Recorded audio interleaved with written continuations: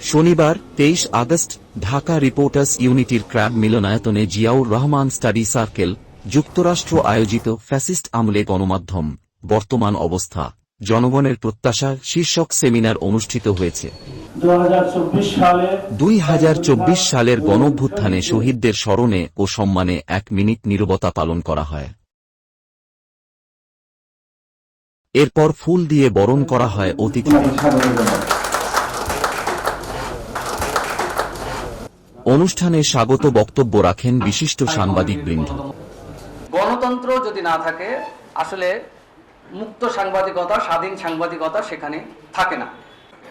Fascist আমলের সাংবাদিকতার কথা মনে করতে গেলে এই ফ্যাসিস্ট আওয়ামী লীগ যখন বাকশালে বিলীন হয়েছিলেন, 4টি সংবাদপত্র রেখে বাংলাদেশের সমস্ত গণমাধ্যমগুলো বন্ধ করে দিয়েছেন।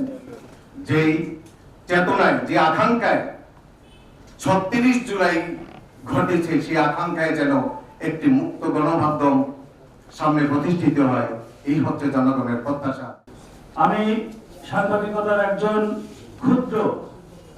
ক্ষুদ্র ব্যক্তি হিসেবে সেই ইউনিয়ন বিএনপির প্রতিনিধি সভায় বাংলাদেশের বিভিন্ন জায়গায় আমার যাওয়ার সৌভাগ্য হয়েছে।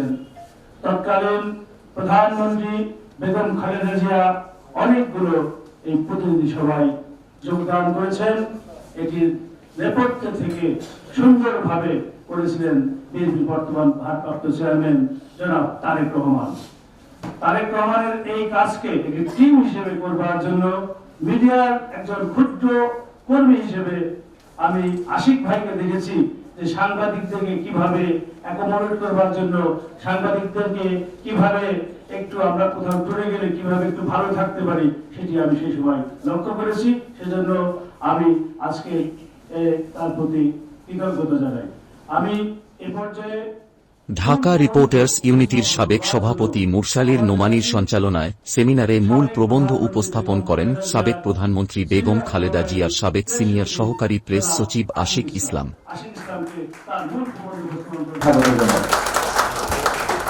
প্রবন্ধে তিনি বলেন, আজকের এই আলোচনা সভার কিনোট পেপার পড়ার দায়িত্ব যেহেতু আমার, তাই একটু সময় না নিয়ে সরাসরি আমি শুরু করতে চাই। বিসমিল্লাহির রহমানির রহিম। ফ্যাসিস্ট আমলে গণমাধ্যম বর্তমান অবস্থা এবং জনগণের প্রত্যাশা। সমাজ, রাষ্ট্র, এমনকি দেশে বিদেশে দৈনন্দিন ঘটনা প্রবাহ এতে ফুটে ওঠে। এজন্য গণমাধ্যমকে সমাজের দর্পণ বলা হয়। গণমাধ্যম জনগণের কে প্রভাবিত করে, বিভিন্ন বিষয়ে সচেতন করে, স্বপ্ন দেখায়। গণমানুষ তাদের যাপিত জীবনের বিভিন্ন দিক নির্দেশনা পায় গণমাধ্যমের কাছ থেকে। একটি জাতির রাজনৈতিক, সামাজিক, সাংস্কৃতিক ও অর্থনৈতিক অবস্থা যেমন গণমাধ্যমে প্রতিফলিত হয়, তেমনি গণমাধ্যমও সমাজকে সচেতন ও গতিশীল করে তোলে। বিচার বিভাগ, নির্বাহী বিভাগ এবং আইন বিভাগ, এই 3টি স্তম্ভের পাশাপাশি গণমাধ্যম সমাজের জবাবদিহিতা ও স্বচ্ছতা নিশ্চিত করতে খুবই গুরুত্বপূর্ণ অবদান রাখে। তাই গণমাধ্যমকে রাষ্ট্রের 4র্থ স্তম্ভ হিসাবে অভিহিত করা হয়।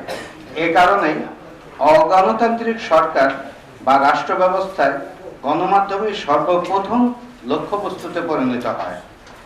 অগণতান্ত্রিক সরকারগুলো নিজেদের অবস্থান টিকিয়ে রাখতে নিয়ন্ত্রিত তথ্য প্রবাহ ও ভীতিকর পরিবেশ সৃষ্টি করে, গণমাধ্যমের স্বাধীনতা হরণ করে, বাক স্বাধীনতা কেড়ে নেওয়া হয়।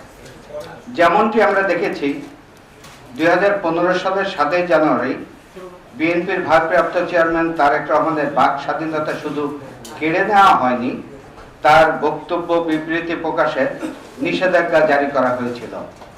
এমনকি তৎকালীন স্বৈর শাসক আইন করে তারেক রহমানের বক্তব্য, বিবৃতি, অডিও ও ভিডিও সামাজিক যোগাযোগ মাধ্যমে ফেসবুকে ও ইউটিউব থেকে সরাতে বিটিআরসিকে নির্দেশ প্রদান করেছিল। আসুন দেখি গত ফ্যাসিস্ট আমলে আওয়ামী সরকার গণমাধ্যমকে কি আচরণ করেছে এবং তখন গণমাধ্যম কেমন ছিল। একনায়ক সরকারের মডেল অনুসরণ করে বাংলাদেশেও পতিত স্বৈরাচার ও ফ্যাসিস্ট আওয়ামী লীগ প্রায় 16 বছর ধরে কর্তৃত্ববাদী শাসন ব্যবস্থাকে টিকিয়ে রাখতে গণমাধ্যমের উপর খড়গহস্ত হয়। সাংবাদিকদের উপরে হামলা, মামলা ও গ্রেপ্তার সহ দমন নিপীড়নের সকল পন্থা ব্যবহার করা হয়। তাদেরকে ভয়ভীতি প্রদর্শনের মাধ্যমে স্বাধীন সাংবাদিকতার পথ রুদ্ধ করে দেওয়া হয়।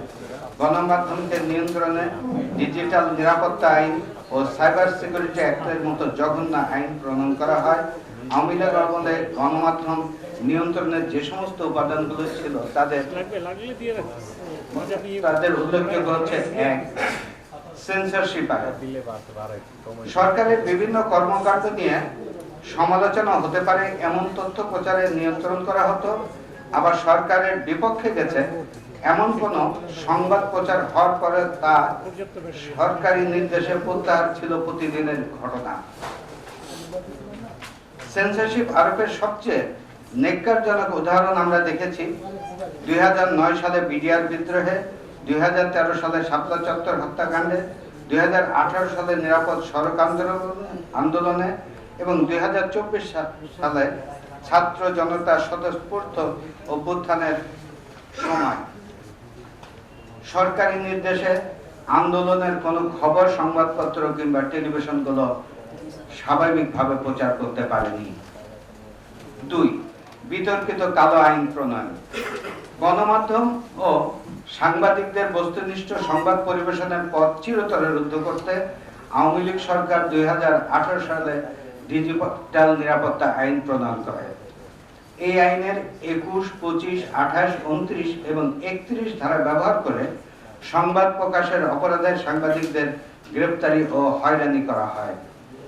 2024 সালের এপ্রিল মাসে প্রকাশিত সেন্টার ফর গভর্নেন্স স্ট্র্যাটেজি বা সিজিএস এর গবেষণায় দেখা যায় 2018 সালের অক্টোবর থেকে 2023 সালের সেপ্টেম্বর পর্যন্ত ডিজিটাল নিরাপত্তা আইনের অধীনে 1436টি মামলা হয় এবং কমপক্ষে 4520 জনকে আসামি করা হয়। এছাড়া এই আইনে ওই 5 বছরে কমপক্ষে 451 জন সাংবাদিকের বিরুদ্ধে মামলা হয়। এছাড়া ফেসবুক পোস্টারের কারণে মোট 908টি মামলা করা হয়েছিল। এসব মামলায় 2328 জনকে আসামি করা হয়। ডিজিটাল নিরাপত্তা আইনের মামলায় গ্রেপ্তার লেখক মুশতাক আহমেদ 2021 সালে কারাগারে মৃত্যুবরণ করেন। এছাড়া 47 জনের বিরুদ্ধে যারা দেশে এবং বিদেশে অবস্থানরত, তাদের মধ্যে 47 জনকে গুজব ছড়ানো এবং সরকার বিরোধী কর্মকাণ্ড পরিচালনার অভিযোগে মামলা দায়ের করা হয়। ফেসবুকে একটি ওয়েবিনার আয়োজনের জন্য জগন্নাথ বিশ্ববিদ্যালয়ের ছাত্রী মাত্র 17 বছর বয়সী খাদিজাতুল কুবরাকে গ্রেফতার করা হয়। আলোচিত ডিজিটাল নিরাপত্তা আইন 2018 পরিবর্তন করে পরবর্তীতে সাইবার নিরাপত্তা আইন 2023 নামে প্রতিস্থাপন করা হয়েছিল। এই আইনেও মামলা ও গ্রেফতার অব্যাহত থাকে। 3. সাংবাদিকদের ভয় ভীতি, দমন ও গুম। মামলা ও হামলা করে সাংবাদিকদের দমন পীড়নের পাশাপাশি গ্রেফতার, হয়রানি এমনকি গুমের শিকার হতে হতো। এর প্রকৃষ্ট উদাহরণ আমরা ফটো সাংবাদিক শফিকুল ইসলাম কাজলের গুম হওয়ার ঘটনায় দেখতে পাই। 2020 সালের 11 মার্চ ঢাকার বাসা থেকে বের হওয়ার পর তিনি নিখোঁজ হন। এরপর 53 দিন নিখোঁজ থাকার পর গভীর রাতে যশোরের জানাপোল সীমান্তের একটি মাঠ থেকে তাকে উদ্ধার করা হয়েছে বলে পুলিশ জানায়।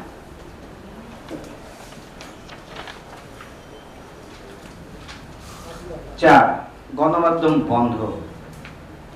আওয়ামী সরকারের দীর্ঘমেয়াদে দৈনিক আমার দেশ, দৈনিক দিনকাল, দিগন্ত টেলিভিশন, ইসলামিক টিভি, চ্যানেল 1 সহ বেশ কয়েকটি গণমাধ্যম বন্ধ করে দেওয়া হয়েছিল। তাদের অপরাধ ছিল স্বৈর শাসকের চোখে তারা চোখ রেখেছিল, ক্ষমতাকে প্রশ্ন করেছিল। 5. সরকারি বিজ্ঞাপন নিয়ন্ত্রণ। সমালোচনা করে যেসব সংবাদপত্র বা টিভি চ্যানেল সংবাদ প্রকাশ করত, তাদেরকে সরকারি বিজ্ঞাপন না দিয়ে আর্থিকভাবে দুর্বল করার পন্থা অবলম্বন করেছিল আওয়ামী সরকার। ফলে বিজ্ঞাপন না পাওয়ার ভয়ে গণমাধ্যমগুলো সরকারের অনৈতিক কর্মকাণ্ডের সমালোচনায় নমনীয় হয়ে পড়ে। স্বৈর সরকার বিজ্ঞাপন নিয়ন্ত্রণের মাধ্যমে গণমাধ্যমের কণ্ঠরোধ করার চেষ্টা করেছিল, স্বাধীন সংবাদ মাধ্যমকে সরকারি প্রচার যন্ত্রে পরিণত করার অপচেষ্টা দেখেছি আমরা। 6. সরকারপন্থীদের ব্যাপক হারে গণমাধ্যম ও লাইসেন্স প্রদান। নতুন নতুন গণমাধ্যম ও টিভি চ্যানেলের লাইসেন্স প্রদানের ক্ষেত্রে সরকারপন্থীদের প্রাধান্য দেওয়া হয়েছিল। সরাসরি আওয়ামী রাজনীতির সাথে সম্পৃক্ত, এমনকি আওয়ামী লীগের অনেক এমপি মন্ত্রীও গণমাধ্যমের লাইসেন্স পান। ফলে সরকারপন্থী টিভি চ্যানেল ও অনলাইন পোর্টালের বিস্তার ঘটে। এসব মাধ্যমে পরবর্তীতে আওয়ামী দুঃশাসনকে ত্বরান্বিত করতে বিতর্কিত তথ্য প্রচারের অহরহ ঘটনা আমরা দেখেছি। 7. সাংবাদিকদের সেলফ সেন্সরশিপ আরোপ। ভয়ভীতি, মামলা হামলা ও দমন-পীড়নের চালিয়ে আওয়ামী লীগ দেশে এমন একটি ভীতিকর পরিবেশ সৃষ্টি করেছিল যাতে সাংবাদিকরা নিজেরাই সংবাদ পরিবেশনের ক্ষেত্রে সেলফ সেন্সরশিপ আরোপ করতে বাধ্য হয়েছিলেন। সরকারের সমালোচনামূলক বক্তব্য নিজেরাই বাদ দিয়ে হয়রানি, জান মাল ও ইজ্জত হারানোর ভয় থেকে নিজেদেরকে রক্ষা করেছিলেন। 8. পেট সাইবার বাহিনী দিয়ে পাল্টা ন্যারেটিভ তৈরি। আওয়ামী লীগ সরকার অর্থের বিনিময়ে সামাজিক গণমাধ্যম ভিত্তিক একদল সাইবার বাহিনী গড়ে তোলে, যাদের মূল কাজই ছিল সমালোচক, সাংবাদিক, লেখক, অ্যাক্টিভিস্টদেরকে সামাজিকভাবে হেয় প্রতিপন্ন করা। 9. আওয়ামী লীগ আমলের সাংবাদিক হত্যাকাণ্ড। 2009 সাল থেকে 2024 সাল পর্যন্ত 61 জন সাংবাদিককে হত্যার তথ্য উঠে এসেছে ফ্যাসিবাদী শাসন আমলের সাংবাদিক হত্যা নিপীড়ন শীর্ষক বাংলাদেশ সাংবাদিক কল্যাণ ট্রাস্টের প্রকাশনায়। গত 6 মে এই প্রকাশনার মোড়ক উন্মোচন উপলক্ষে এক সেমিনারে এই তথ্য দেওয়া হয়। প্রকাশনায় বলা হয় শুধুমাত্র 2024 সালেই 8 জন সাংবাদিককে হত্যা করা হয়েছিল। এছাড়া আপনাদের মনে আছে 2012 সালে সাংবাদিক দম্পতি সাগর সারোয়ার ও মেহেরঞ্জনের হত্যাকাণ্ড দেশে বিদেশে আলোড়ন তুলেছিল।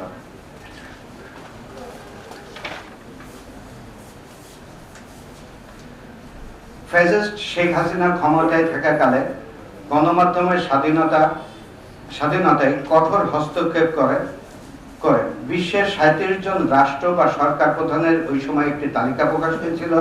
এর মধ্যে 2 জন নারী ছিলেন, তাদের একজন ছিলেন শেখ হাসিনা। সাংবাদিক ও গণমাধ্যমের উপর আওয়ামী লীগ ও তার সরকারের এহেন দমন, নিপীড়ন, নির্যাতনের কারণে বাংলাদেশের সাংবাদিকতার বিপজ্জনক অবস্থায় গিয়ে পৌঁছায়। 2024 সালের সবশেষ মুক্ত গণমাধ্যম সূচকে বাংলাদেশের অবস্থান দাঁড়ায় 165তম, যা এই যাবৎকালে সর্বনিম্ন। আওয়ামী লীগ সরকার 16 বছরের মুক্ত গণমাধ্যম সূচকে 44 ধাপ পিছিয়ে ছিল বাংলাদেশ। বর্তমানে গণমাধ্যমের অবস্থা। বাংলাদেশের মানুষ 2024 সালের জুলাই আগস্ট মাসে এক অভূতপূর্ব গণ অভ্যুত্থানের সাক্ষী হয়, যার ফলশ্রুতিতে ফ্যাসিস্ট শেখ হাসিনা প্রায় 16 বছরের শাসনের অবসান ঘটে। প্রবল আন্দোলনে শেখ হাসিনা 2024 সালের 5 আগস্ট প্রধানমন্ত্রীর পদ থেকে পদত্যাগ করে দেশ থেকে পালিয়ে ভারতে আশ্রয় নিতে বাধ্য হন। এরপর সাংবাদিক ও সংবাদপত্রের অবস্থান ধীরে ধীরে উন্নত হতে থাকে। দেশে বস্তুনিষ্ঠ সাংবাদিকতার যাত্রা পুনরায় শুরু হতে থাকে। সাংবাদিকরা আওয়ামী আমলের দুঃশাসনের অবস্থা থেকে কিছুটা মুক্ত হতে শুরু করেছে। বর্তমান অন্তর্বর্তী সরকার বিভিন্ন রাজনৈতিক দল ও দলের নেতাকর্মীদের নিয়ে বিভিন্ন সমালোচনামূলক সংবাদ আমরা গণমাধ্যমে এখন দেখতে পাচ্ছি। রাজনৈতিক দলগুলোর শীর্ষ নেতৃত্বে ঘিরে কার্টুনও আঁকতে দেখা যাচ্ছে, যেটা কিনা বিগত আওয়ামী আমলে ছিল অনেকটাই দুঃস্বপ্নের মতো। অতীতে কোনো সমালোচনা করলে কোটি কোটি টাকার মানহানির মামলা ঢুকে দেওয়া হতো।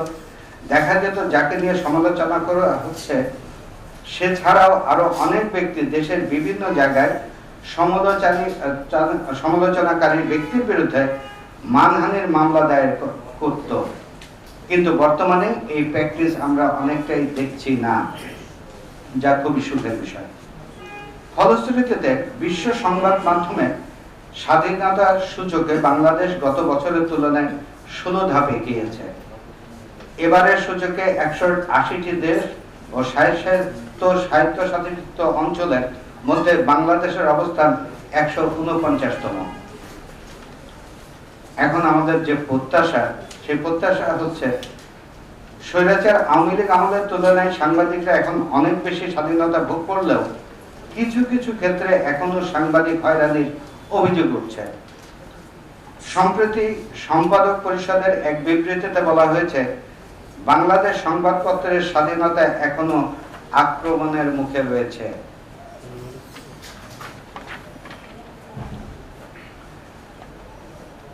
দেশে গণতান্ত্রিক শাসন ব্যবস্থার সঙ্গে সংবাদপত্রের স্বাধীনতা ওতপ্রোতভাবে জড়িত। সুতরাং গণমাধ্যমের স্বাধীনতা নিশ্চিত করতে হলে আগে গণতন্ত্র প্রতিষ্ঠা করতে হবে, মত প্রকাশের স্বাধীনতা নিশ্চিত করতে হবে। বাংলাদেশে আওয়ামী আমলে যে ভয়ঙ্কর সংস্কৃতি প্রতিষ্ঠা করা হয়েছিল, যার ফলে লোকজন এখনো সংখ্যায় কাটিয়ে উঠতে পারেনি, তাই তারা নিজেদের অধিকার নিয়ে কথা বলতে এখনো ভয় পান, সমালোচনা করতে ভয় পান। এই অবস্থা থেকে উত্তরণের একমাত্র উপায় দেশের গণতান্ত্রিক শাসন ব্যবস্থা অতি দ্রুত ফিরিয়ে আনা। আর দেশে গণতান্ত্রিক শাসন ব্যবস্থা ফিরিয়ে আনার জন্য প্রয়োজন একটি অবাধ, সুষ্ঠু ও নিরপেক্ষ নির্বাচন।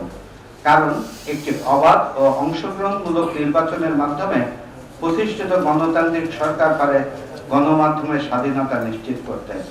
তাই অচিরেই দেশের নির্বাচনের মাধ্যমে একটি গণতান্ত্রিক সরকার প্রতিষ্ঠিত হবে এবং সরকার গণমাধ্যমের পূর্ণ স্বাধীনতার নিশ্চয়তা বিধান করবে। আজকের এই সেমিনার থেকে এটাই আমাদের প্রত্যাশা।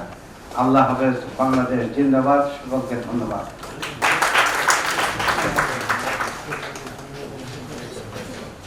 ধন্যবাদ আশিক ভাই, অত্যন্ত তথ্য সমৃদ্ধ আমাদের এই মূল প্রবন্ধ উপস্থাপন করার জন্য। আমি মূল প্রবন্ধ উপস্থাপন করার পর সেমিনারে আরো বক্তব্য রাখেন বাংলাদেশ প্রতিদিনের নির্বাহী সম্পাদক মঞ্জুরুল ইসলাম। দপ্তরে প্রেস উইংয়ে ওই সময়ে আমি প্রেস ক্লাব থেকে হেঁটে হেঁটে এই প্রধান বিচারপতির বাড়ির সামনে দিয়া হোটেল ইন্টারকন্টিনেন্টাল, যেটা শেরাটন ছিল, ওইটাতে একটা অ্যাসাইনমেন্ট কভার করতে যাচ্ছিলাম। প্রধান উপদেষ্টার বাড়ির কাছে যাওয়ার পরে দেখলাম যে আমার সামনে একটা গাড়ি এসে থামলো। তো গাড়ির গ্লাসটা নামিয়ে একজন ভদ্রলোক বললেন, ভাই কোথায় যাবেন? আমি তাকিয়ে দেখলাম সেই ভদ্রলোকটি আশিক ইসলাম। আমি বললাম যে আমি শেরাটনে যাব। আশিক বলল, উঠেন আমার গাড়িতে, আমি তো ওই দিক দিয়ে যাবো, নামাই দিয়ে যাব। 18 বছর পরে, 18 বছর আগের এই ঘটনাটা আমার কিন্তু আশিককে মনে আছে। আশিক গণমাধ্যমের কর্মীদের সাথে এরকম একটা সম্পর্ক রেখেছিল, যার জন্যই আজকে দেখেন আশিকের অনুষ্ঠানে কিন্তু অনেকেই এসছে, খসরুভাইয়ের অনুষ্ঠানে কিন্তু অনেকেই আসছে। আশিক এইভাবেই কিন্তু গণমাধ্যমের সাথে সম্পর্ক রেখেছে। আশিক আমার বয়সে আমার অনুজ, কিন্তু আশিককে আমি সম্মান করি তার এই জাতীয় তার যে গুণের কারণে। যাই হোক, কিনোট পেপারে যা বলেছে তারপরে আর বলাটা খুব দুষ্কর, সবই বলে ফেলেছে। তারপরে শুধু আমরা শুধু খসরুভাইয়ের বক্তব্য শুনবো, তারপরে কিছু কথা বলবো। গত 16-17 বছরে যে ফ্যাসিস্ট আমল আমরা যেটা দেখছি, সেটাতে হ্যাঁ কিছু যে পরিবর্তন হয় না তা তো না, পরিবর্তন তো হয়েছে। আমাদের একটা সাংবাদিকদের মধ্যে একটা দালাল গোষ্ঠী তৈরি হয়েছে। তারা কি পেয়েছে? প্লট পেয়েছে, প্রধানমন্ত্রীর সাথে সফর পেয়েছে। প্রধানমন্ত্রীর দপ্তরে সাংবাদিকদের যে মানে প্রেস ব্রিফিং হতো, সেখানে তারা দাওয়াত পেত। প্রেস ব্রিফিং এর জন্য তারা যে প্রশ্নটা করতো, সেটাও প্রেস উইং তাদেরকে বলে দিত, আপনি কিন্তু এই প্রশ্নটা করবেন। এইটুকুন একটা উন্নতি তো হয়েছে। অবনতি কি হয়েছে? অবনতি হয়েছে সংবাদপত্রের স্বাধীনতা বিন্দু মাত্র ছিল। সাংবাদিকরা কোনোভাবেই স্বাধীন ছিল না, কথা বলতে পারতো না, লিখতে পারতো না। আওয়ামী লীগের কাছ থেকে তো এটা আমরা আশাও করতে পারি না, কারণ 74-এ বাকশাল যখন গঠন হয় তখন সবগুলা 4টা পত্রিকা রেখে সবগুলা পত্রিকা বন্ধ করে দেওয়া হয়েছিল। শেখ হাসিনা যখন ক্ষমতায় আসলো 96-এর ইলেকশনের পরে, তখন এসে দৈনিক বাংলা, বাংলাদেশ টাইমস, বিচিত্রা বন্ধ করে দিল।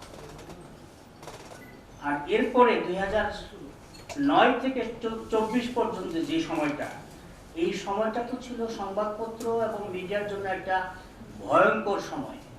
আমরা যারা বিভিন্ন হাউসে চাকরি করেছি ওই সময়ে, আমাদেরকে অনেক কিছু ত্যাগ স্বীকার করে চাকরি করতে হয়েছে। আওয়ামী লীগের কাছে এর চেয়ে বেশি আমি একজন সংবাদকর্মী হিসাবে কোনো প্রত্যাশা করতে পারি না। হ্যাঁ, তারপরে ধরেন আমাদের আশিক বলছেন যে গণমাধ্যম বন্ধ করে দেওয়া হয়েছে। বিএনপি যখন ক্ষমতায় ছিল তো অনেকগুলা টেলিভিশনের পারমিশন দেওয়া হয়েছিল। আমাদের আত্মসমালোচনা করতে হবে যদি আমরা বর্তমানকে চিনতে চাই, বুঝতে চাই। বেশ কিছু পত্রিকা বের হয়েছিল। প্রশ্ন হচ্ছে, যেই গণমাধ্যমগুলা বিএনপি আমলে হয়েছিল, সেই গণমাধ্যমগুলার শীর্ষ অবস্থানে কাদেরকে চাকরি দিয়েছিলেন? কোন বিএনপি করে অথবা বিএনপি চিন্তার কোন সাংবাদিককে চাকরি দিয়েছিলেন আপনারা? আপনারা তখন কি বলেছিলেন?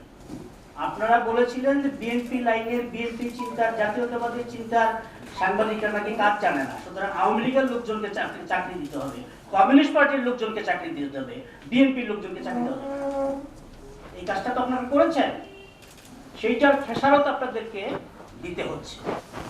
যদি ওই সময় বিএনপি লাইনের গণমাধ্যমগুলোতে বিএনপি চিন্তার, মানসিকতার সাংবাদিকদের যদি চাকরি দিতেন, এই মানুষগুলো বড় হইতো, নিজের অবস্থাটা তৈরি করতে পারত। আজকে বাস্তবতা হলো যে আজকে খসরু ভাই যদি বলেন যে আমি 100 কোটি টাকা নিয়ে আমি একটা বাংলা কাগজ এবং একটা ইংরেজি কাগজ করব, আমাদের জাতীয়তাবাদী চিন্তার মানুষের মধ্যে, সাংবাদিকদের মধ্যে একজন সম্পাদক খুঁজে পাবেন না যাকে উনি সম্পাদক করতে পারবেন। কারণ এই মানুষগুলো তৈরি হয়নি, তৈরি হওয়ার সুযোগ আপনারা দেন নাই। এই আত্মসমালোচনাটা করতে হবে।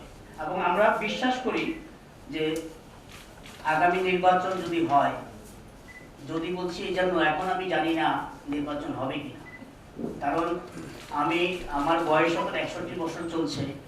আমি যখন 86 সনে বিশ্ববিদ্যালয়ের ছাত্র, তখন আমি তখন থেকে আমি ফুল টাইম সাংবাদিকতা করছি। আমি এরশাদের আমল দেখেছি, তারপরে অনেকগুলো সরকার দেখেছি। প্রত্যেক সরকারের সময় আমি জানতাম, বুঝতে পারতাম সরকারটাকে চালাচ্ছে, দেশটাকে চালাচ্ছে।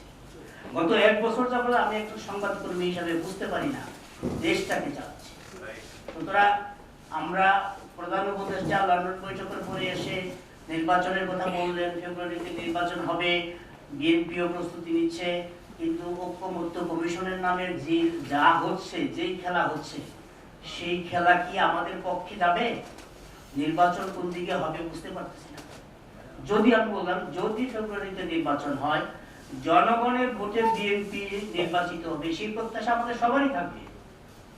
কিন্তু বিএনপি ক্ষমতায় গেলে যেন এই ভুলটা আবার না করে, বিএনপি ক্ষমতায় গেলে যেন তথ্য মন্ত্রণালয়ের যিনি দায়িত্বে থাকবেন তার মাথায় যেন চুল পাকা থাকে। কারণ আমরা দেখেছি বিগত আমলে, আওয়ামী লীগ আমলের শেষের দিক থেকে এখন পর্যন্ত, এই সরকারের মধ্যে সময় পর্যন্ত, এই পর্যন্ত 54 বছর সময়ের মধ্যে এর আগে পর্যন্ত দেখা গেছে যে তথ্য মন্ত্রণালয়ের দায়িত্ব দেওয়া হতো যাদের মাথায় চুল কাঁচা নাই।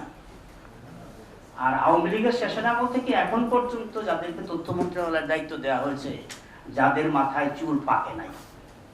তো যাদের মাথায় চুল পাকে নাই তারা তথ্য মন্ত্রণালয় কি চালাবে, গণমাধ্যম কি চালাবে? গণমাধ্যমের এখন যে অবস্থাটা, গণমাধ্যমের এখনকার অবস্থাটা ভয়াবহ। আপনারা বুঝতে পারতেছেন না বাইরে থেকে, এখনকার অবস্থাটা ভয়াবহ। মানুষের কোনো ব্যবসা বাণিজ্য নাই, অর্থনৈতিক অবস্থাটা খুবই খারাপ। গণমাধ্যম চলে মেইনলি বিজ্ঞাপনের উপরে। বিজ্ঞাপন, মানুষের যদি অর্থনৈতিক অবস্থা, দেশের অর্থনৈতিক অবস্থা, ব্যবসায়ীদের অর্থনৈতিক অবস্থা যদি ভালো না হয়, তো বিজ্ঞাপন তো থাকবে না। সরকারের উন্নয়ন কর্মকাণ্ড নাই, বিজ্ঞাপন নাই, তো একমাত্র উপার্জনের রাস্তা হলো বিজ্ঞাপন। তো কোনো গণমাধ্যমের অর্থনৈতিক অবস্থা ভালো না।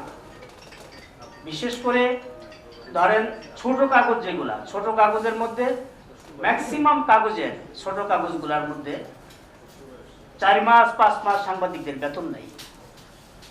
বড় বড় কাগজ যেগুলো, এগুলো এখন ঝুঁকির মধ্যে পড়ে গেছে। বড় বড় টেলিভিশনগুলো ঝুঁকির মধ্যে পড়ে গেছে, সাংবাদিকদের বেতন নাই। এখন একমাত্র পেশা, যেই পেশা সংবাদপত্র এবং গণমাধ্যমের পেশা, হাতে গোনা কিছু মানুষ ছাড়া কোনো ম্যাক্সিমাম সাংবাদিকের 80% সাংবাদিকের অর্থনৈতিক স্বাচ্ছন্দ্য নাই, সচ্ছল নাই, যেটা আমরা বিবরঞ্জনের মৃত্যুতে আমরা দেখলাম।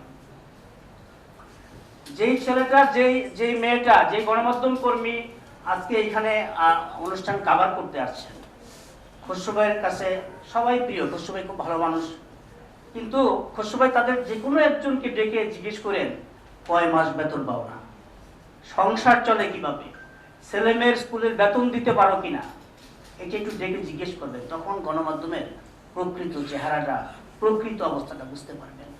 আমার যখন অভাব থাকবে, আমার ঘরের যখন ভাত থাকবে না, আমি যখন বাসা ভাড়া দিতে পারবো না, আমার ছেলে মেয়ে যখন স্কুলের বেতন দিতে পারবো না, তখন আমার পক্ষে কি স্বাধীনভাবে সাংবাদিকতা করা সম্ভব? আমি না কোনো ভাবে ভাইজ হয়ে যাব। আমি কারো না কারোর কাছ থেকে সুবিধা নিয়ে আমার সাংবাদিকতার আদর্শকে আমি বিলীন করে দিব। কারণ আমার সন্তান আমার দিকে তাকিয়ে আছে, তার স্কুলের বেতন নাই। আমি বাড়িওয়ালার সাথে যাতে দেখা না হয়, সে কারণে আমি খুব ভোরে বাসা থেকে বেরিয়ে যাই, কারণ বাড়িওয়ালা আমার কাছে 4 মাস বাড়ি ভাড়া পাবে। এই যে সাংবাদিকদের অবস্থা, এইটা নিয়ে কেউ ভাবে না। আমাদের রাজনীতিবিদদের সমস্যা হলো, যখন কোনো রাজনৈতিক দল বিরোধী দলে থাকে, তখন যেটা নোমানি বলেছে, তখন সাংবাদিকদের অনেক সমস্যা নিয়ে কথা বলে, তখন গণমাধ্যমের প্রতি তাদের দরদ আমাদের খুব ভালো লাগে। কিন্তু এই দলটাই যখন ক্ষমতায় যায়, তখন আগে যে অবস্থানে ছিল সে অবস্থান থাকে না। এটা হলো আমাদের ব্যর্থতা। আর বর্তমান অবস্থার আরেকটা প্রসঙ্গ বলি, যেহেতু খসরু ভাই আছেন এখানে, এটা আমার ব্যক্তিগত অভিজ্ঞতা দিয়ে বলে যে আমরা জাতীয়তাবাদীরা কতটা উম্মাদের মধ্যে আছি এখন। আমি আমাদের বাংলাদেশ ফেডারেল সাংবাদিক ইউনিয়ন যখন বিভক্ত হয় 95-এ, সেই বিভক্ত হওয়ার পরে প্রথম যে কমিটি, সেই কমিটির নির্বাচিত বাংলাদেশ ফেডারেল ইউনিয়নের সাংবাদিক ইউনিয়নের সদস্য নির্বাচিত হয়েছে। 96-এ বিএনপির যে মনিটরিং ইলেকশনের মিডিয়া কমিটি হয়েছিল, মনিরুজ্জামান মিয়া স্যারের নেতৃত্বে, নজরুল ইসলাম খান এখনকার যে স্ট্যান্ডিং কমিটির মেম্বার, উনি মেম্বার সেক্রেটারি ছিলেন। আমানুল্লাহ কবির, সাংবাদিক আমানুল্লাহ কবির, উনি মারা গেছেন। মাহফুজুল্লাহ সাহেব মারা গেছেন। এই কমিটির সর্বকনিষ্ঠ মেম্বার ছিলাম আমি। আর এখন যারা বিএনপির মধ্যে মিডিয়া রিলেটেড আছে, তারা আমার ব্লাড টেস্ট করে আমি বিএনপি না অন্য কিছু। আরে আমি যখন সাংবাদিকতা শুরু করছি 96-এ, যখন আমি এই বিএনপির মিডিয়া কমিটির মেম্বার ছিলাম, যখন এই যে লিটল ওয়েল স্কুলের উল্টার দিকে যখন এই মোর্শেদ খান সাহেবের অফিসে, তখন তো তোরা সাংবাদিকতাই আসস নাই, তোরা এখন আমার ব্লাড টেস্ট করস।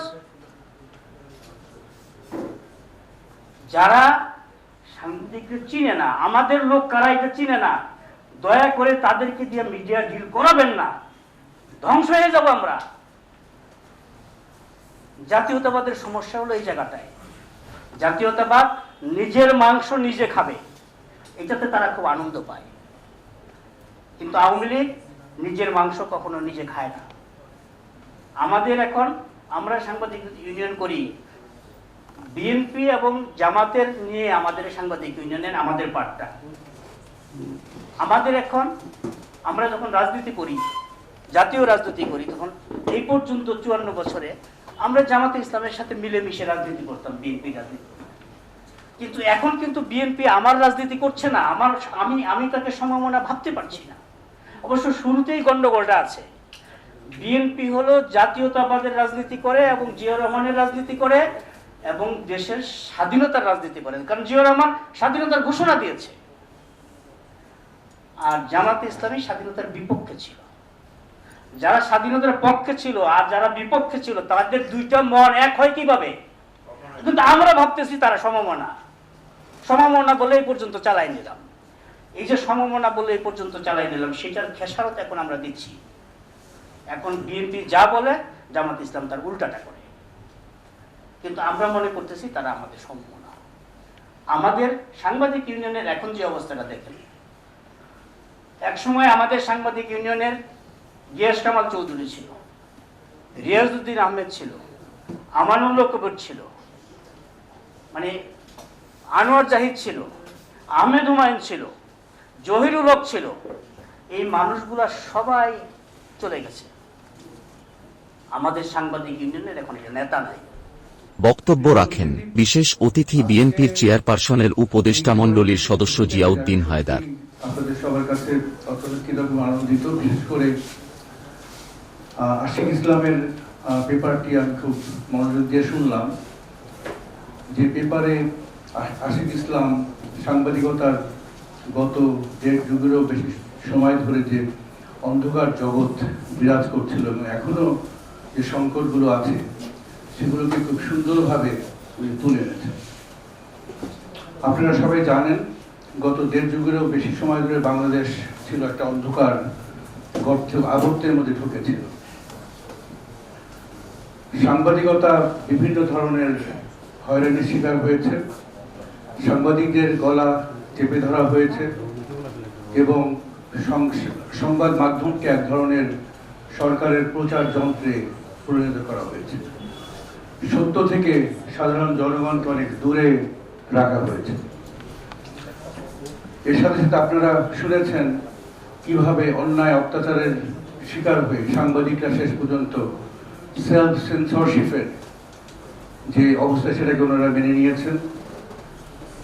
প্রতিভাবান সাংবাদিকরা চুপ করে গেছেন। ওনারা লিখতে গেলে সবসময় ভাবতেন এই লেখাটা ছাপালে পরে আগামীকালকে উনি কি গুম হবেন, নাকি উনি গ্রেপ্তার হবেন, না খুন হবেন, এই চিন্তা নিয়েই একজন সাংবাদিককে লিখতে হতো এবং তার লেখা ছাপাতে হতো। এর ফলশ্রুতিতে যেটা হয়েছে সেটা আমাদের দেশের, আপনারা যা কিছু আলোচনা করলেন তার সাথে সাথে আমি বলবো, সাংবাদিকতার যে গুণগত মান, সেই গুণগত মানের কিন্তু একটা ব্যাপক পরিবর্তন হয়েছে এবং পরিবর্তনটা দুর্ভাগ্যবশত নেগেটিভ পরিবর্তন হয়েছে।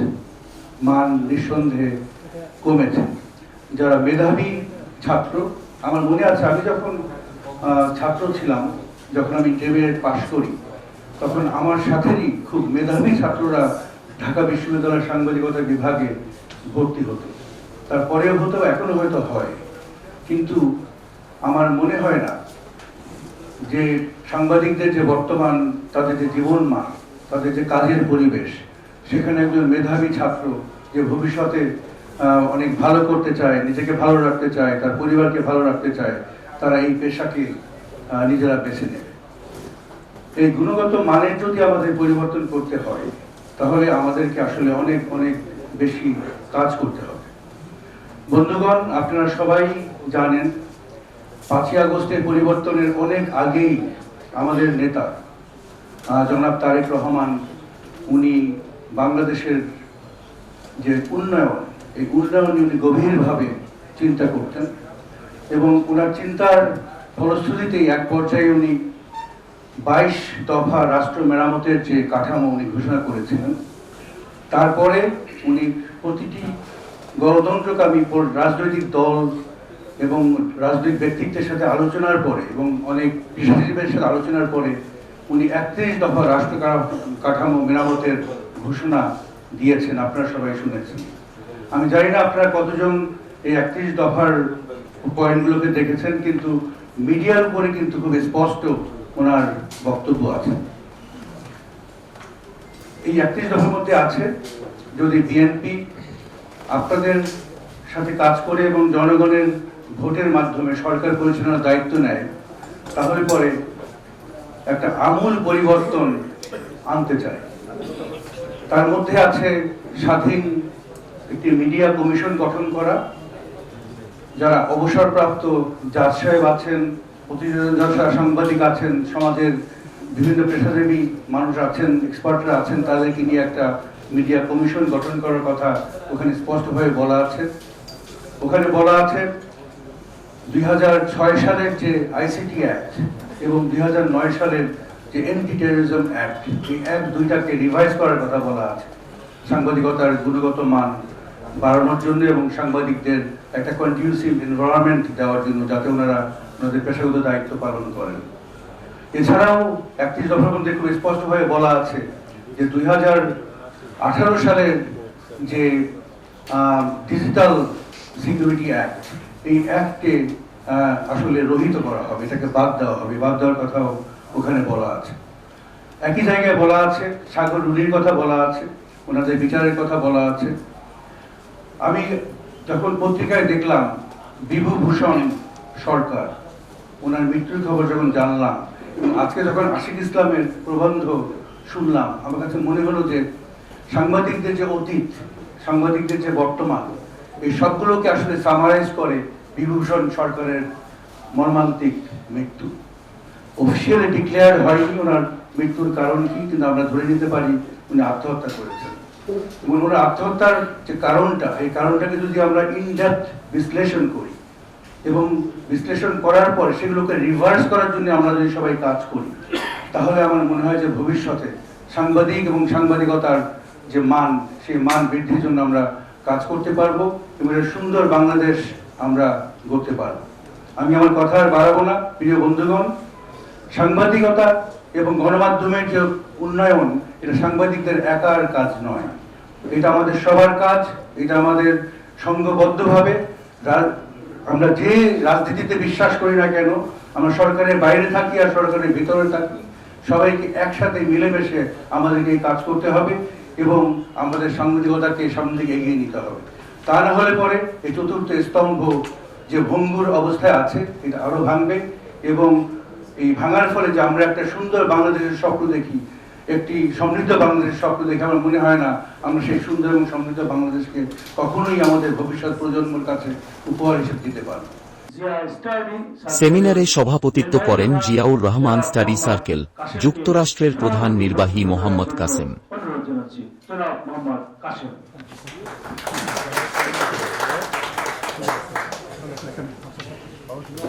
ধন্যবাদ নোয়ানি ভাই। বিসমিল্লাহির রহমানির রহিম। জিয়া আদর্শের আলোকবর্তিকা শুধু দেশে নয়, সারা পৃথিবীতে যে মানুষটি এই জিয়া আদর্শের মশাল নিয়ে সবসময় নিজেকে ব্যস্ত রাখেন, আজকের অনুষ্ঠানের সম্মানিত প্রধান অতিথি, জিয়া পরিবারের অত্যন্ত ঘনিষ্ঠ আমাদের সম্মানিত বাংলাদেশ সরকারের সাবেক মন্ত্রী জনাব আমির খসরু মাহমুদ চৌধুরী, মঞ্চে যে সমস্ত নেতৃবৃন্দ আছেন প্রত্যেকেই, এবং বিশেষ করে আজকে যিনি কিনোট স্পিকার হিসেবে বক্তব্য দিলেন সবাইকে, এবং যারা মঞ্চের সামনে আপনারা আছেন আজকের অনুষ্ঠানকে আলোকিত করেছেন, বিশেষ করে আমার বন্ধুরা যারা সাংবাদিকতার মতো মহান পেশা নিয়ে আজকে এই অনুষ্ঠানকে সারা পৃথিবীতে ছড়িয়ে দেওয়ার জন্য আজকে কষ্ট করছেন, প্রত্যেককে আমি আয়োজক সংগঠন Ziaur Rahman study circle new ইয়র্কের পক্ষ থেকে আন্তরিক অভিনন্দন, শুভেচ্ছা এবং কৃতজ্ঞতা জানাচ্ছি। আমি কৃতজ্ঞতা জানাচ্ছি বিশেষ করে এই আজকের অনুষ্ঠানটি সুন্দরভাবে আয়োজন করবার জন্য যে মানুষটি আপ্রাণ চেষ্টা করেছেন, এবং আজকের এই অনুষ্ঠানটি অত্যন্ত প্রাণোচ্ছল ভাবে উপস্থাপনা করছেন সাংবাদিক সমাজের পরিচিত এবং ঢাকা রিপোর্টার্স ইউনিটির বারবার নির্বাচিত সাধারণ সম্পাদক এবং সভাপতি জনাব মোরসাল নোমানী ভাই। মোরসাল নোমানী ভাই, আমি আপনার কাছে কৃতজ্ঞ। আপনারা অবশ্যই একটি কথা আছে, যার লাইক অনুগতি সেই হয় একটি অনুষ্ঠানের সভাপতি, বাট আমাকে মাননীয় প্রধান অতিথির আগে বক্তব্য দেওয়ার সুযোগ দেওয়ার জন্য আপনার কৃতজ্ঞতা জানাচ্ছি। আপনারা যার বক্তব্য শুনবার জন্য অধীর আগ্রহে বসে আছেন, আপনারা আমার বক্তব্য শুনবেন। আমরাও ওনার কাছ থেকে জিয়াউর রহমান স্টাডি সার্কেল যে উদ্দেশ্য নিয়ে আমরা গঠন করেছিলাম, জিয়াউর রহমানের আদর্শকে একাডেমিক ভাবে আমরা একটি গবেষণার জায়গায় নেওয়ার জন্য বিশিষ্ট বিশিষ্ট ব্যক্তিগণকে এই সংগঠনের সাথে সম্পৃক্ত করে জিয়া আদর্শকে একটি আদর্শিক প্রতিষ্ঠানে আমরা পরিণত করবার জন্য স্টাডি সার্কেল নিয়ে প্রতিষ্ঠা করেছি। এই প্রতিষ্ঠানে আমরা এর আগে অনুষ্ঠান করেছি বিভিন্নভাবে। আজকের অনুষ্ঠানের সম্মানিত প্রধান অতিথি আমাদেরকে তখনও সম্মানিত করেছেন, আজকে এই অনুষ্ঠানকে সমৃদ্ধ করছেন। ভবিষ্যতেও আমরা আশা করব আপনি আপনার আশীর্বাদের হাত এই সংগঠনের সাথে রাখবেন। আমি কৃতজ্ঞতা জানাচ্ছি জনাব আশিক ইসলাম, আপনার অত্যন্ত মূল্যবান সময় ব্যয় করে আপনি যে আদর্শের একজন একনিষ্ঠ কর্মী হিসেবে আজকে যে প্রবন্ধটি উপস্থাপন করলেন, আমি বিশ্বাস করি এটি আমি যে জায়গাটিতে কাজ করি আমাদের সমস্ত ভাই বোন বন্ধুদের মনের কথা আপনি প্রকাশ করছেন। আপনাকে অসংখ্য ধন্যবাদ। আমি বক্তব্য দীর্ঘায়িত করবো না, আপনার প্রধান অতিথির বক্তব্য শুনবেন। ভবিষ্যতে আবারও কোনো সময় আপনাদের সামনে এসে জিয়াউর রহমানের আদর্শ নিয়ে কথা বলবো, আপনারা জানেন। সেই পর্যন্ত আপনারা আমাদের সঙ্গে থাকবেন, জিয়াউর রহমান স্টাডি সার্কেলকে আপনারা সহযোগিতা করবেন। এবং আমি যে প্রতিষ্ঠানটিতে কাজ করি সাপ্তাহিক সাদা কালোর পক্ষ থেকেও আপনাদের সবাইকে কৃতজ্ঞতা জানিয়ে আমি আমার বক্তব্য শেষ করছি। সবাই ভালো থাকবেন, সবাইকে আবারও আন্তরিক অভিনন্দন ও কৃতজ্ঞতা। এরপর প্রধান অতিথি হিসেবে বক্তব্য রাখেন বিএনপির স্থায়ী কমিটির সদস্য আমির খসরু মাহমুদ চৌধুরী।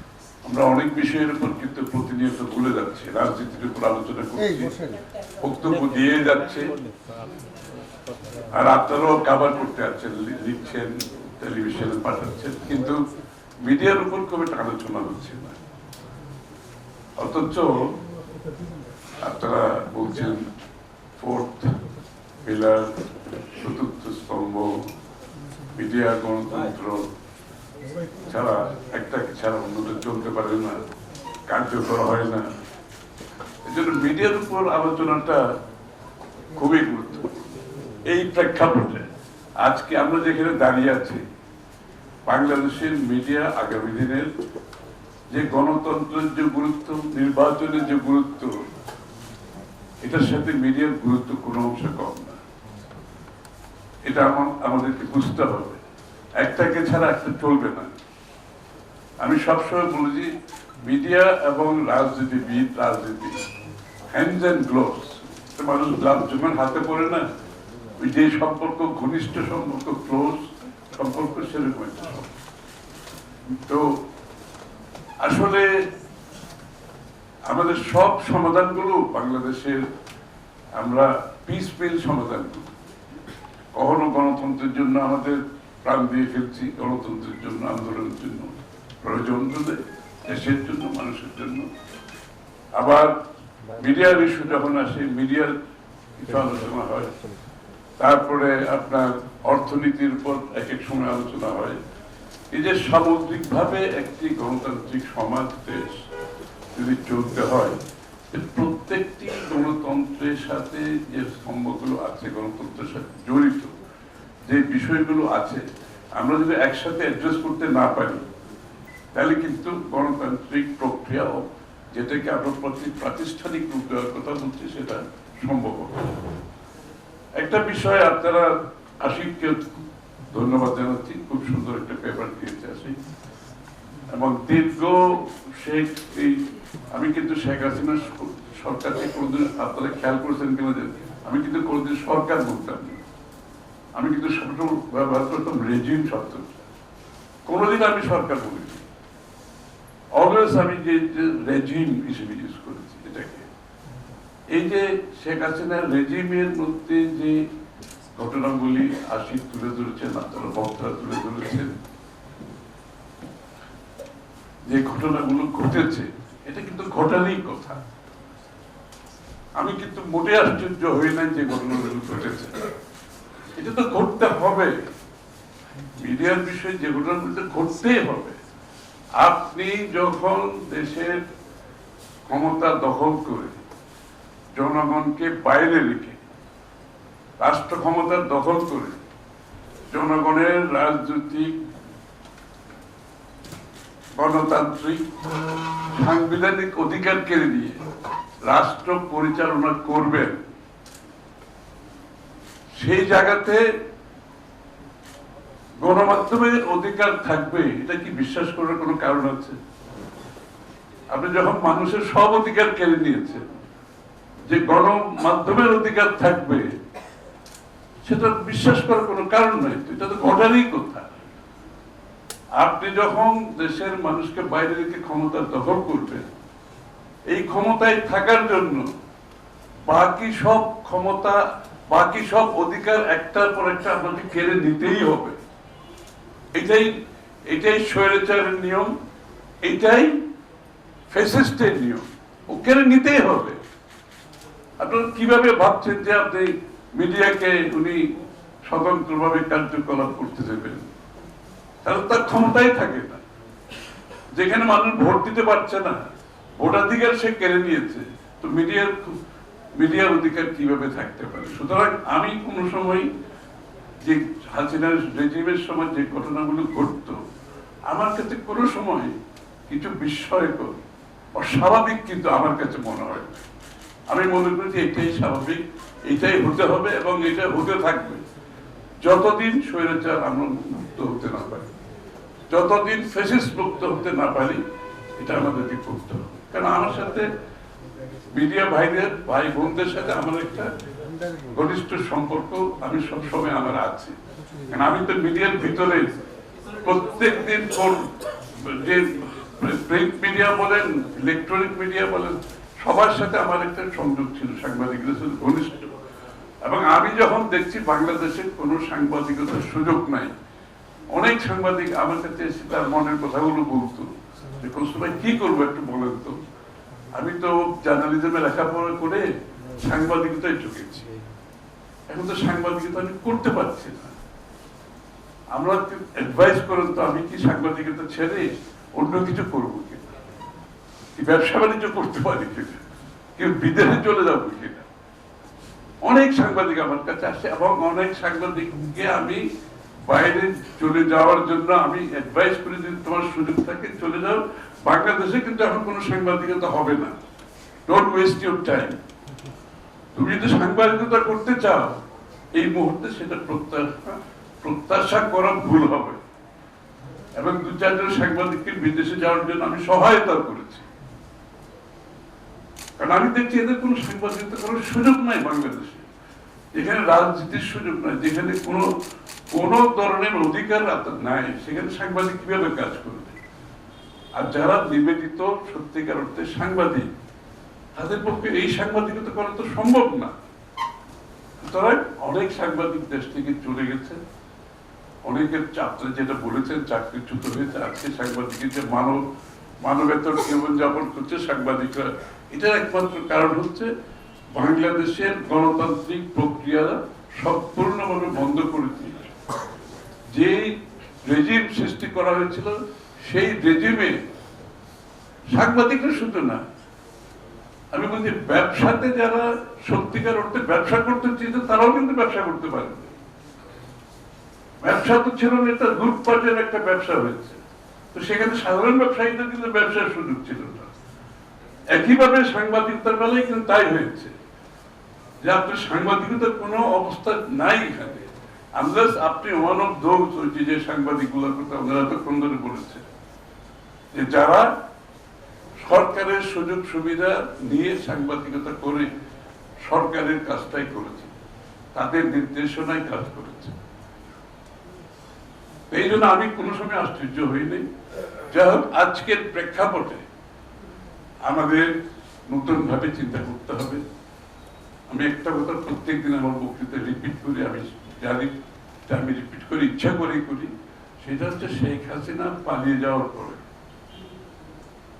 বাংলাদেশের জনগণের মনোজগতে যে পরিবর্তন এসেছে, যে প্রত্যাশা জেগেছে, যে আকাঙ্ক্ষা জেগেছে, যে রাজনীতিবিদ এবং যে রাজনৈতিক দল সেটা বুঝতে পারবে না, ধারণ করতে পারবে না, বাংলাদেশের রাজনীতিতে আগামী দিনে তাদের জন্য কোনো জায়গা থাকবে না। এটা নতুন বাংলাদেশ এবং মানুষের আকাঙ্ক্ষা প্রত্যাশার জায়গাটা অন্য জায়গায় চলে গেছে। যে সমস্ত রাজনীতিবিদ বুঝবে না, যে রাজনৈতিক দল বুঝবে না, তাদের কোনো ভবিষ্যৎ নাই বাংলাদেশ। আমি ইংরেজিতে বলি, politicians better wake up and smell the coffee. As simple as that. সুতরাং যে সাংবাদিকতার যে জীবন, যেভাবে আমাদের রাজনীতিতে আমরা পরিবর্তন আনতে হবে, আমাদের অর্থনীতিকে গণতন্ত্রায়ন করতে হবে, কথাটা কিন্তু আমরা শুরু করেছি, আপনারা খেয়াল করেছেন কিনা? রাজনীতি শুধু গণতন্ত্রায়ন করলে চলবে না, আপনার অর্থনীতিকে গণতন্ত্রায়ন করতে হবে, আপনার মিডিয়াকে গণতন্ত্রায়ন করতে হবে। গণতন্ত্র খালি ভোট দিয়ে সরকার গঠন করলে হবে না, প্রত্যেকটি জায়গায় গণতন্ত্রের প্রতিফলন যদি ঘটাতে না পারে তাহলে গণতন্ত্র কাজ করবে। আপনি যদি অর্থনীতির গণতন্ত্র করতে না পারেন, দেশের সাধারণ মানুষ যদি অর্থনীতিতে অংশগ্রহণ করতে না পারে, আপনার রাজনীতি সফল হবে না, আপনার গণতন্ত্র সফল হবে না। সাংবাদিকদের বেলায় তাই, তারা যদি মুক্তভাবে তাদের সাংবাদিকতা গণতান্ত্রিক পরিবেশে, মুক্ত পরিবেশে তারা যদি পালন করতে না পারে, তাহলে গণতন্ত্র কাজ করবে বাংলাদেশ। সুতরাং এটা আমাদেরকে সক্রিয় অনুধাবন করতে হবে যে সংবাদপত্রের, সংবাদ মিডিয়াতে আপনার ম্যানেজমেন্ট এবং জার্নালিস্ট, ম্যানেজমেন্ট এবং সাংবাদিকদের মধ্যে লাইন ড্র করতে হবে। রাষ্ট্রের 3টা অঙ্গ যেভাবে লাইন ড্র করা আছে, আপনার বিচার বিভাগ, নির্বাহী বিভাগ, আইন বিভাগ অর্থাৎ পার্লামেন্ট, এখানে কিন্তু কনস্টিটিউশনাল লাইন ড্র করা আছে। শেখ হাসিনা লাইনগুলো তুলে ফেলার কারণে তো দেশ ধ্বংস হয়ে গেছে। ওই লাইনগুলো যদি থাকতো তাহলে দেশের এই অবস্থা তো হয় না। আপনার সাংবাদিকদের বেলা, আমি সাংবাদিকদের বেলা যেটা বলবো, আপনাদের ম্যানেজমেন্ট এবং সাংবাদিকের মধ্যে লাইন ড্র করতে হবে। ম্যানেজমেন্টের কাজ করবে, মালিকানা যাই হোক তাদের, এবং এই লাইন কোনোদিনও ম্যানেজমেন্ট ক্রস করে সাংবাদিকের সাইডে যদি চলে আসে, তাহলে সাংবাদিকতা হবে। এই জিনিসটা আমরা পরিষ্কার করতে হবে। ম্যানেজমেন্ট এবং সাংবাদিকদের মধ্যে লাইন ক্লিয়ার, একটা লাইন যেটা ওয়াল ক্রস করা যাবে, এই জিনিসটা আমাদেরকে এস্টাবলিশ করতে হবে। এই যে আপনারা বলছেন আগামী দিনে কমিশন গঠন করা হবে, এই কথাগুলো আপনাদেরকে পরিষ্কারভাবে বলতে হবে কিন্তু যে কমিশন যেটা বিএনপি গঠন করতে যাচ্ছে সাংবাদিকতাকে মুক্ত করার জন্য, আপনাদেরকে এই কথাগুলো পরিষ্কারভাবে বলতে হবে। এবং সাংবাদিকদের যে আপনাদের, আমি মনে করি সাথে সাথে সাংবাদিকদেরকেও দায়িত্ব নিয়ে যখন লাইনটা ড্র করা হবে, তারা কিন্তু তখন সাংবাদিকদের ইন্টিগ্রিটি নিয়ে প্রশ্ন যাতে না হয়, সাংবাদিকদের সততা, স্বচ্ছতা, যোগ্যতা, নিরপেক্ষতা নিয়ে যাতে প্রশ্নবিদ্ধ না হয়। তাহলে এটা যদি আবার হয়, তাহলে কিন্তু আবার আমরা আগের জায়গায় চলে যাব। এবং সাংবাদিকদেরকেও আজকের বিশ্ব প্রেক্ষাপটে যে পরিবর্তিত অবস্থায় সাংবাদিকতার যে পরিবর্তন ঘটছে, আমাদের সাংবাদিকদের সেটা সেই জায়গাটা আসতে হবে। তো আমাদেরকে বুঝতে হবে সেই জায়গাটা। এবং রাজনীতিবিদ সাংবাদিকদের যে সম্পর্ক, যে সিভিল আর্মি যে সম্পর্ক, যে কথা আমরা বলি, রাজনীতিবিদ সাংবাদিকদের একটা সম্পর্ক আছে, কিন্তু এই সম্পর্কটা আমাদেরকে স্বচ্ছতার সাথে পালন করতে হবে।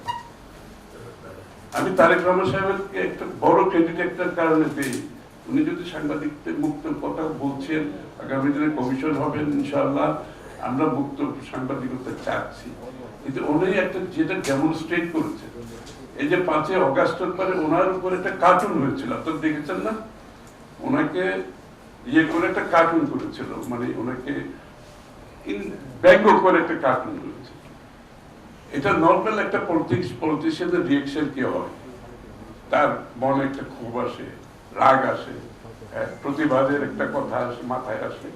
তারেক রহমান সাহেব কি করছেন, উনি একটা পোস্ট দিয়েছেন যে এই জন্য তো আমরা এতদিন যুদ্ধ করেছি ফ্যাসিস্টের বিরুদ্ধে, এটা করতে পারার জন্য, এটা করতে পারার জন্য। This is a big message. এটা অনেক বড় একটা মেসেজ, কিন্তু একটা ছোট কথা, কিন্তু যে ওরা যে আমার ইয়েটা করেছে, আমার কার্টুনটা ব্যঙ্গ করেছে, আমাকে ব্যঙ্গতে কার্টুনটা ছাপিয়েছে, এটার জন্য তো আমরা এতদিন যুদ্ধ করেছি, এটা যাতে করতে পারে সাংবাদিক, মুক্তভাবে করতে পারে। তো এটা বড় স্ট্রং একটা মেসেজ। তো আমি এই জন্য আমরা অত্যন্ত, আমার মধ্যে আশা সঞ্চার হয়েছে যে আমাদের নেতৃত্বের মধ্যে যখন এই ধরনের একটা বড় ধরনের পরিবর্তনের একটা চিন্তা আসে, তখন আমরা সবাই আশাবাদী হই। তা আমি এই জন্য মনে করি আগামী দিনের বাংলাদেশে আপনারা সাংবাদিকরা এগিয়ে আসুন। রাজনীতিবিদ সাংবাদিক সংলাপ, ডায়ালগ, ইন্টারেকশন, এঙ্গেজমেন্ট অত্যন্ত গুরুত্বপূর্ণ। এটা কিন্তু কোনো সময় ছিল না, যে বিগত 15 বছর একেবারেই ছিল না, যে নির্দেশিত ভাবে সাংবাদিকতা হয়েছে, এঙ্গেজমেন্টের কিছু নাই, ইন্টারেকশনের কিছু নাই, এখানে বোঝাপড়ার কিছু নাই। তো কিন্তু এটা তো আমাদেরকে করতে হবে, এই কালচারটা আমাদেরকে আনতে হবে। সাংবাদিকদের নিজস্ব ব্যক্তিগত মতামত থাকবে, আদর্শ থাকবে, কিন্তু সাংবাদিকতায় সেটা প্রতিফলিত হওয়া উচিত না। তার কার্যক্রমের মধ্যে সেটা তার কার্যক্রমের মধ্যে একটা অবজেক্টিভিটি থাকবে। তো এইটাই আমার মনে হয় আমরা একটা বড় ক্রস রোডে আছি বাংলাদেশ। আমি যেটা বলেছি যে মানুষের মনোজগতে যে পরিবর্তন, যে প্রত্যাশা আকাঙ্ক্ষা দেখেছে, এটার প্রতিফলন আমাদেরকে ঘটাতে হবে। বক্তৃতা দিলে বক্তৃতার মাধ্যমে ভুলতে হবে, এটা ঘটাতে হবে। তাহলে আজকে সবাই মিলে আমি মনে করি আগামী দিনে বাংলাদেশের মুক্ত সাংবাদিকতা এবং সাংবাদিকদেরও তো একটা জীবনযাপনের একটা স্ট্যান্ডার্ড থাকতে হবে। তাদেরকেও যে একটা শ্রেণী খুব বেশি ধনী হয়ে গেছিল বাংলাদেশে, আরেকটা শ্রেণী একেবারে বাংলাদেশের সমস্ত সম্পদ পুঞ্জীভূত হয়েছে একটা শ্রেণীর। এই জন্য আমি গণতন্ত্রের কথাটা বারবার বলছি, সাংবাদিকতার মধ্যে, অর্থনীতির মধ্যে, রাজনীতির মধ্যে, যে এই জন্য আমাদের এই জিনিসটা আমার আনতে হবে, যাতে করে সম্পদেরও একটা বর্ধনের একটা ন্যায্যতা থাকতে হবে। সবচেয়ে একটা ন্যায্যতা থাকতে হবে। দুর্নীতির তো মুক্ত বটেই, কিন্তু একটা ন্যায্যতা, ফেয়ারনেস থাকতে হবে।